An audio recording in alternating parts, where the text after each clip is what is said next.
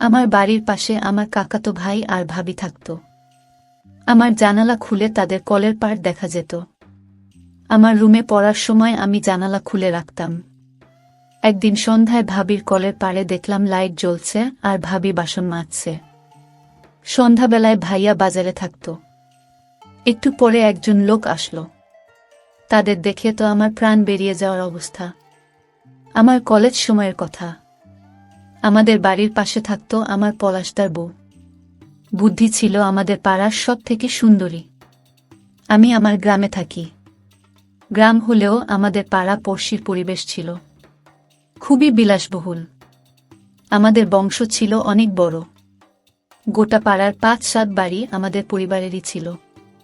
তখন আমার কলেজের সেকেন্ড ইয়ার, গরমের সময় চলছে। বেশ চলছে ভালোই জীবন। সে সময় আগে থেকেই বৌদির সাথে আমার পরিচয় ছিল, কিন্তু তার সাথে বেশি মিশুক হওয়ার সাহস ছিল না। বৌদি আমাকে ভাই বলে ডাকত। ছোট বৌদি আমার থেকে ১ বছরের বড়, কিন্তু বিয়ের পর এক ছেলে হয়, সে হয়ে গিয়েছে পূর্ণ মহিলার মতো। আমি বিকেলে আমার নিজের ঘরে শুয়ে স্টোরি পড়ছি। তখন বৌদি আমাদের বাড়িতে এসেছিল, মায়ের সাথে গল্প করছিল। জানি না বৌদি বাড়িতে আসলে আমার ঘরে একবার আসে কথা বলার জন্য। তাই আমি ঘরের দরজাটা আলতো করে ভিডিয়ে শুয়ে রইলাম। টের পাচ্ছিলাম বৌদি এদিকে আসছে। তখন আমার হার্টবিট বেড়ে গিয়েছিল। আমার হাত ছিল কপালের উপর যাতে আমি দেখতে পারি, কিন্তু বৌদি যাতে বুঝতে না পারে। বুদ্ধি আমার ঘরের দরজা ভেড়ানো দেখে একটু ইতস্তত বোধ করল, আর বাইরে থেকেই বলতে লাগলো, ভাই ঘরে আছো? আমি সাড়া দিলাম না। তারপর বৌদি হালকা দরজাটা খুলল, একটু উকি দিল, আর ততক্ষণাৎ আমাকে দেখে চলে গেল। আমি তো ভয়ে শেষে।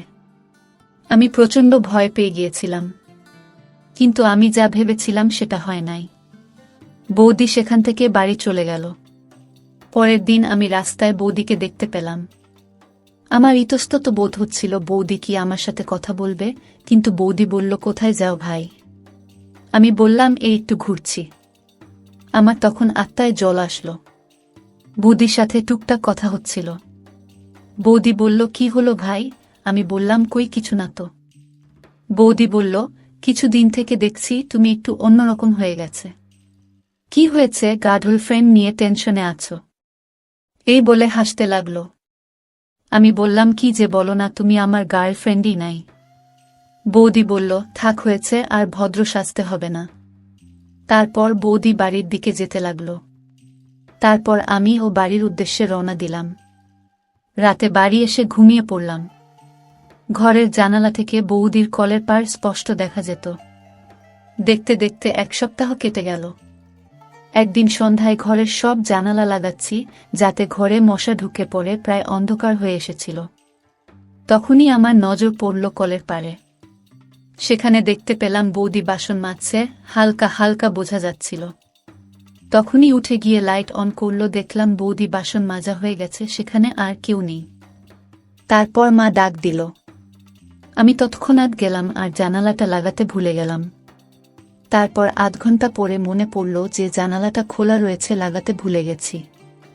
তখন রাত প্রায় 7:30। গরমকাল, বুঝতেই পারছেন চারপাশে আবহাওয়া কেমন গরম থাকে। তখন বুঝতে পারলাম জল ঢালার শব্দ। তখন আমি ততটা গুরুত্ব দেইনি। আমি জানালাটা লাগাতে চলে গেলাম। জানালা লাগাবো এমন সময় হঠাৎ আমার চোখ পড়ল দাদাদের কলের পাড়ে। চারপাশ অন্ধকার, শুধু কলের পাড়ে একটা লাইট জ্বলছে। সেই লাইটের আলোয় দূর থেকে আছে, বোঝা যাচ্ছে সেখানে 2জন মানুষ। আমি জড় পদার্থের মতো দাঁড়িয়ে রইলাম। তার মিনিট 2 পর আমি বাস্তবে ফিরলাম।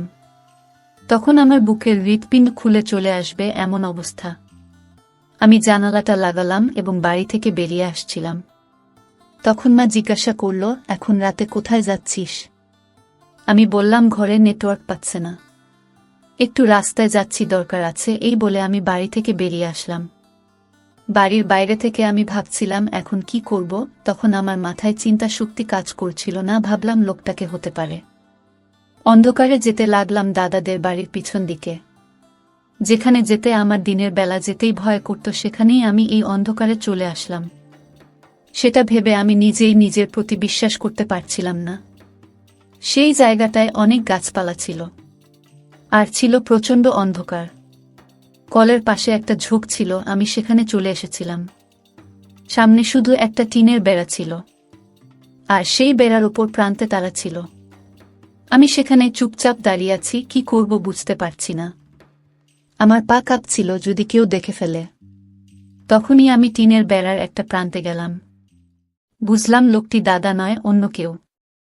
মিনিট 10 পর বৌদি নিজের ঘরে চলে গেল। তারপর আমিও বাড়ি চলে আসলাম। এরপর 5 দিন পেরিয়ে গেল। আমি সারাদিন শুধু ঘরে থাকা শুরু করলাম। সেই সময়কালে আমি বৌদির ছেলে মিলনকে বিকালবেলা করে পড়াতাম আমাদের বাড়িতে। মিলনের বয়স ছিল 5 বছর। সে আমাকে কাকাই করে ডাকত। বিকালবেলা মিলনকে পড়াতে পড়াতে আর ভালো লাগছিল না। ভাবছি ছুটি দিয়ে দেব, সে সময় বৌদি আসলো মিলনকে নিতে। বৌদি বলল, কি ভাই, বাবুকে পড়ানো হয়েছে? আমি তো তাকে তখনই ছুটি দিতাম, কিন্তু বৌদিকে দেখে বললাম, এ তো আর 15 মিনিট তারপরে ছুটি।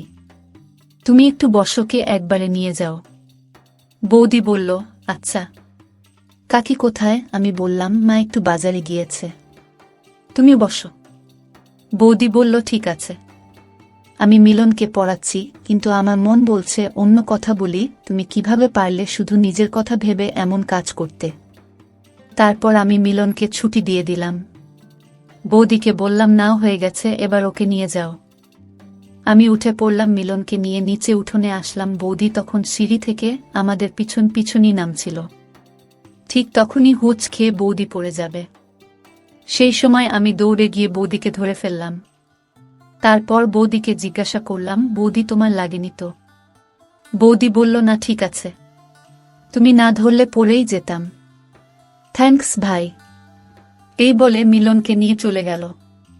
তারপর কিছুদিন পর আমি নিজের উপর সাহস জাগিয়ে আগানোর সিদ্ধান্ত নিলাম। সেদিন আমি আমার ঘরের জানালার সামনে বসে পর্যবেক্ষণ করতে থাকলাম। বৌদি কতবার কলের পাড়ে আসে দিনে। আমি সেই সময়টা লক্ষ্য রাখতে থাকলাম এবং বুঝতে পারলাম যে বৌদি সব থেকে বেশি বিকালের দিকে সময়টা বেশি আসে। আর পাশের ফুলগাছগুলো জল দেয়, যা আমার ঘরের সেই জানালা থেকে কিছুটা দূরে।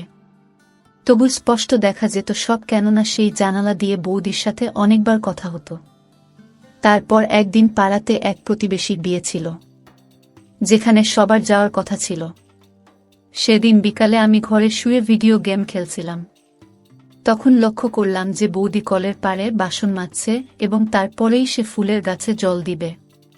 আমি আমার ঘরের সব দরজা জানলা বন্ধ করে দিয়ে শুধু ওই জানালাটা খোলা রাখলাম আর ঘরের লাইট জ্বালিয়ে দিলাম। তারপর আমি জানালার সামনে একটা পার্ট অল্প আগে দিলাম, এমনভাবে যাতে আমার মুখ বাইরে থেকে দেখা না যায়। ভাবলাম আজকে লোকটাকে আমি দেখবই।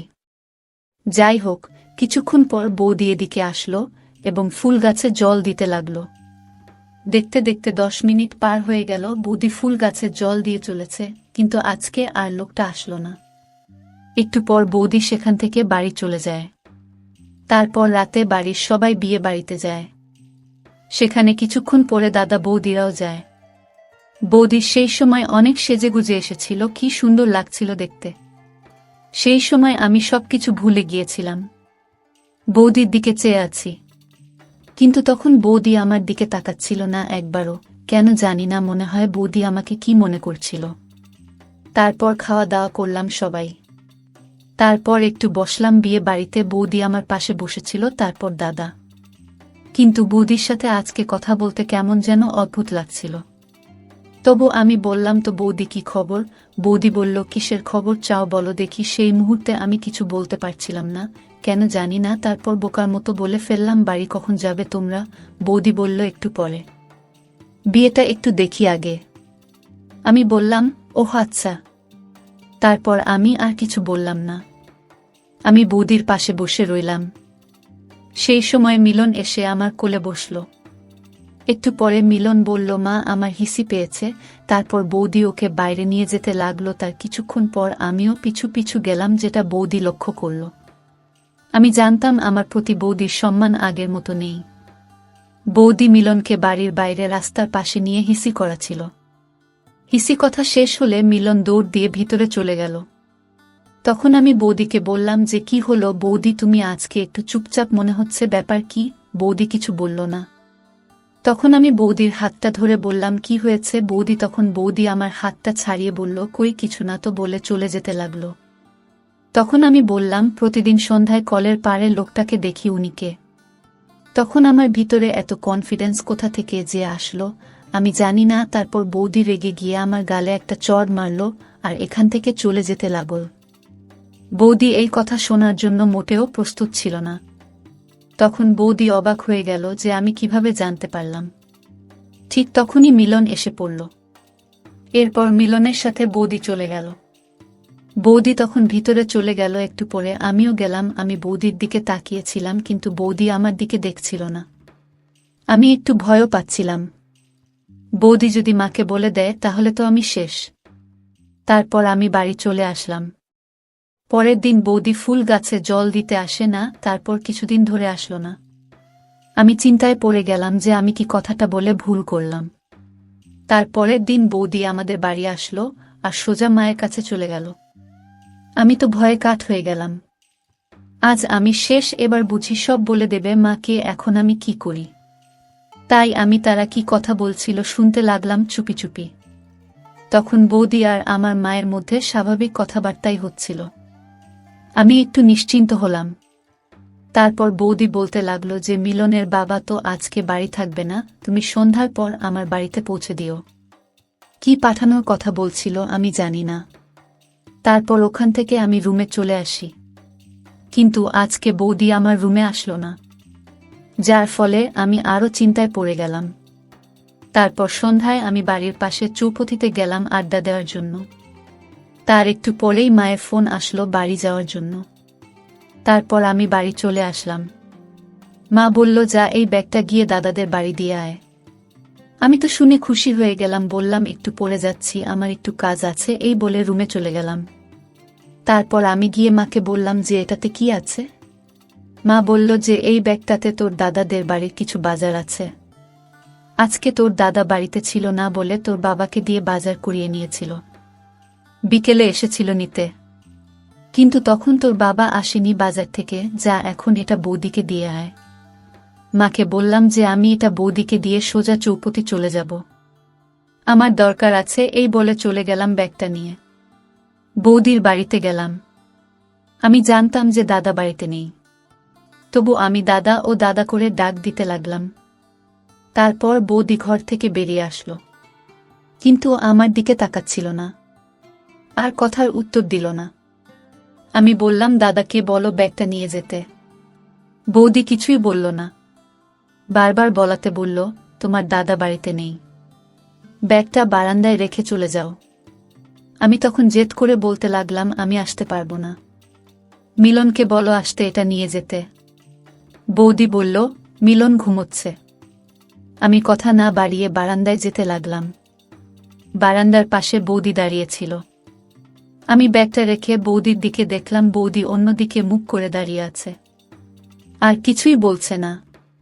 বৌদি তখন আমার দিকে তাকালো, আমাকে দেখে একটু ইতস্তত হয়ে বলল হয়েছে, ব্যাগ রাখা হলে যাও।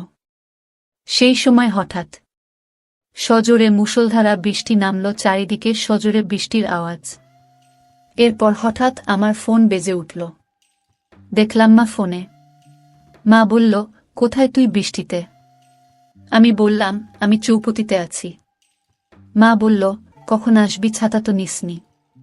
আমি বললাম আমার এক বন্ধুর বাড়িতে আছি। আমার এই মিথ্যা বলা শুনে বৌদি আমার দিকে খুব বিস্ময় লাগে তাকিয়েছিল। মা বলল বৃষ্টি কমলে তাড়াতাড়ি এসে পড়িস। আমি বললাম ঠিক আছে, বৃষ্টি কমলে এসে পড়ব। তারপর ফোনটা রাখলাম। বৌদি আমার দিকে আগের চেয়ে আছে। তখন সজোরে বৃষ্টি পড়ছে। বৃষ্টির সেচ আমাদের দুজনের উপর চাপ পড়ছে। বৃষ্টি কমার কোনো লক্ষণ না দেখে মাকে ফোন করলাম।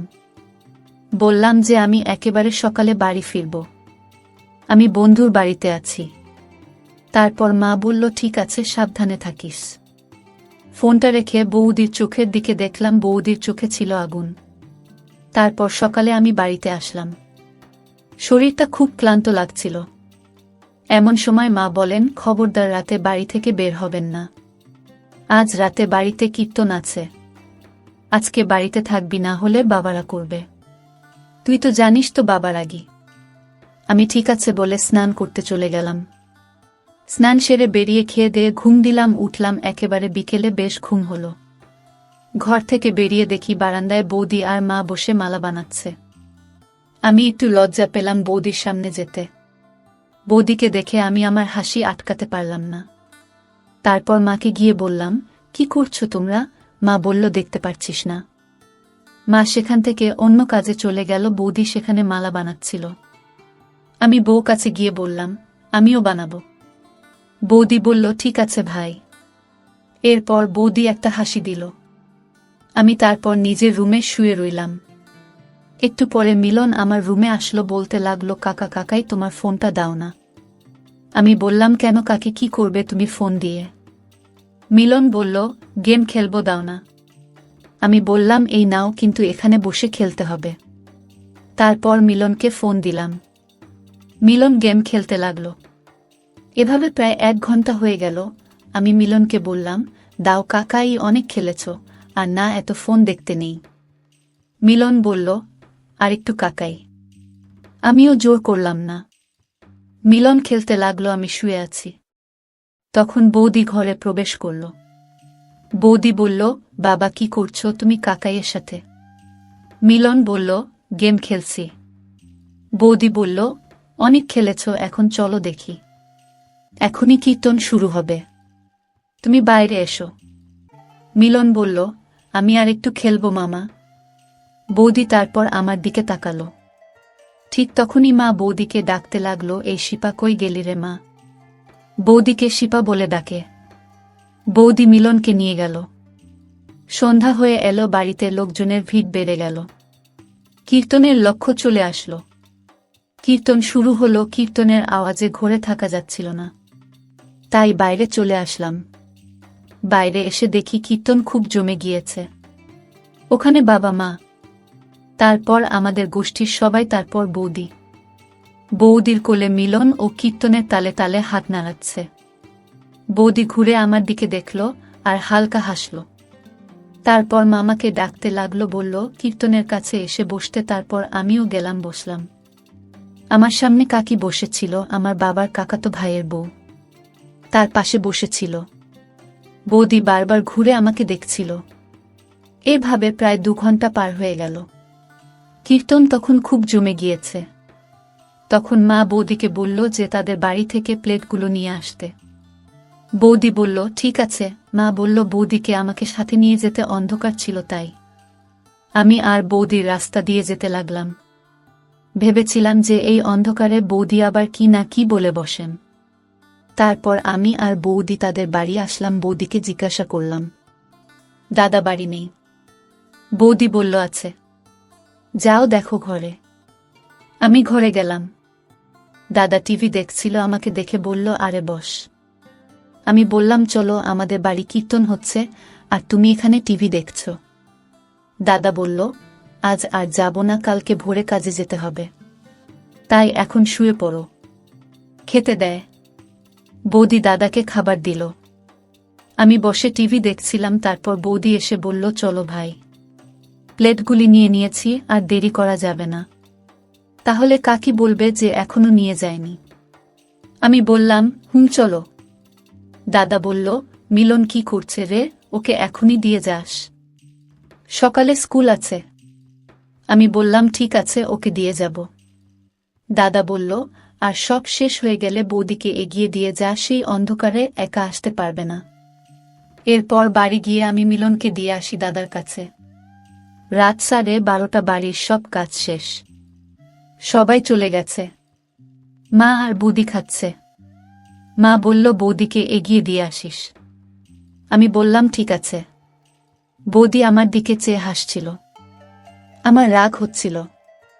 মা বলল, বৌদিকে বাড়ি পৌঁছে দিয়ে আয়। আমি বললাম, কেন? এখান থেকে ওখানে বাড়ি আবার পৌঁছে দিতে লাগে নাকি? আমার যেতে হবে না, বুঝলে চলে যাবে। বৌদি বলল, দেখেছ কাকি কেমন? এই এত রাতে আমি কি একা একা যাব এই অন্ধকার দিয়ে? মা বলল, হ্যাঁ ঠিকই তো। ও কি একা যাবে নাকি? যা শিগগিরই। আমি বললাম আমার ঘুম পাচ্ছে, আমি যেতে পারবো না। বৌদি অবাক হয়ে তাকিয়ে আছে আমার দিকে। মা বলল, যাবি নাকি তোর বাবাকে ডাক দেব? এমনিতে মোবাইলের নেটওয়ার্ক না পেলে অন্ধকার